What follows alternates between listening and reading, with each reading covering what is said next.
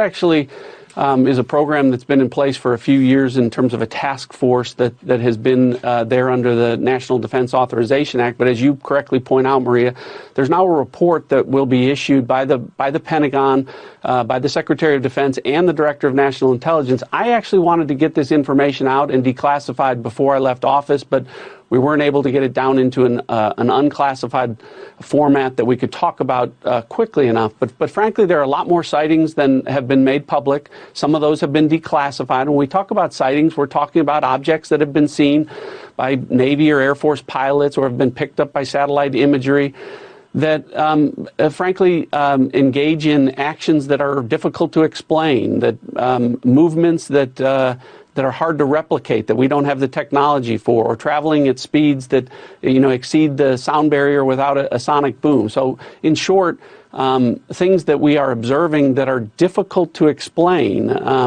And so, there's actually quite a few of those, and I think that information is being gathered and will be put out in a way that the American people can see. We always, when we see these things, Maria, we always look for a plausible explanation.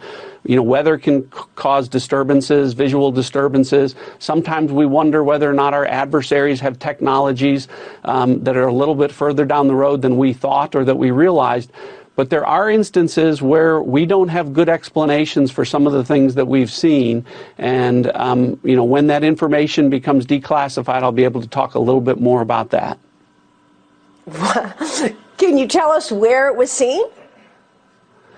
Actually, all over the world. There have been sightings all over the world. And when we talk about sightings, the other thing I will tell you is it's not just a pilot or just a satellite or some intelligence collection. Usually we have multiple sensors that are picking up these things.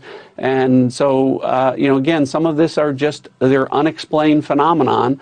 And there's actually quite a few more than have been made public. So I think it'll be healthy for as much of this information to get out there as possible so that the American people can see